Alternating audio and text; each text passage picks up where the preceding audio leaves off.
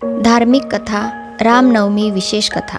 चैत्र महिन्यातील शुक्ल पक्षातील नवमी तिथीला भगवान रामाचा जन्म झाला, म्हणून यास रामनवमी म्हणतात। चैत्रातील नवरात्रीची समाप्ती रामनवमीच्या दिवशी होते, म्हणूनच या दिवशी हिंदू धर्माचे अनेक अनुयायी अयोध्येला जातात आणि सर्वात प्रसिद्ध शरयू नदीत स्नान करतात। या दिवशी अनेक लोक उपवास करतात, हवन करतात। रामनवमीच्या दिवशी लोक स्नान करून घरोघरी तसेच जवळपासच्या मंदिरांमध्येही मोठ्या उत्साहाने रामचरित मानसाचे पठण करतात। प्रभू श्रीरामांचा जन्म अयोध्येतील राजमहालात झाला होता। भगवान श्रीराम यांच्या वडिलांचे नाव महाराज दशरथ होते। राजा दशरथ यांना 3 राण्या होत्या, परंतु राजा दशरथाच्या कोणत्याही राणीला मूल होत नव्हते। त्यामुळे महाराज खूप दुःखी आणि अस्वस्थ झाले होते। असा त्रास घेऊन महाराज दशरथ महर्षी वशिष्ठांकडे पोहोचले। महर्षींकडे गेल्यावर त्यांनी आपले संपूर्ण दुःख महर्षींना सांगितले। यानंतर महर्षींनी पुत्र कामेष्ठी यज्ञ करण्यास सांगितले। त्याप्रमाणे महाराजांनी तो यज्ञ केला। असे म्हणतात की यज्ञ संपल्यानंतर महर्षींनी त्यांना खीर दिली आणि ती खीर 3ही राण्यांना खायला सांगितली। खीर खाल्ल्यानंतर 9 महिन्यांनी महाराजा दशरथांची ज्येष्ठ पत्नी कौशल्या हिला अतिशय तेजस्वी पुत्र झाला। हा तेजस्वी पुत्र म्हणजेच भगवान श्रीराम होते।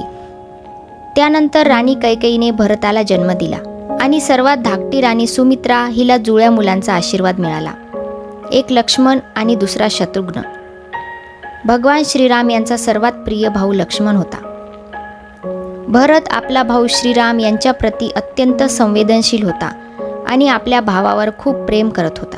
भगवान श्रीरामांचा जन्म असुरांचा नाश करण्यासाठी आणि पृथ्वीवर धर्माची स्थापना करण्यासाठी झाला होता। भगवान श्रीराम हे भगवान श्री हरिविष्णूचे 7वे अवतार होते। राजा दशरथ आणि राणी कौशल्या, कैकेयी आणि सुमित्रा यांचे श्रीरामांवर खूप प्रेम होते, पण काही कारणास्तव त्यांची आई कैकेयीने त्यांना वनवास दिला होता। वनवासात असताना रावणाने साधूचा वेश घेऊन सीतेचे अपहरण केले। माता सीतेच्या शोधार्थ हनुमानाने लंका गाठली व माता सीतेचा शोध घेऊन लंकेला आग लावली आणि परत येऊन रामाला सीता माता सुखरूप असण्याचा संदेश दिला। त्यानंतर रामाने वानर सेनेसह रामसेतूच्या मार्गाने लंकेत प्रवेश करून रावणाशी युद्ध पुकारले व रावणाचा अंत केला।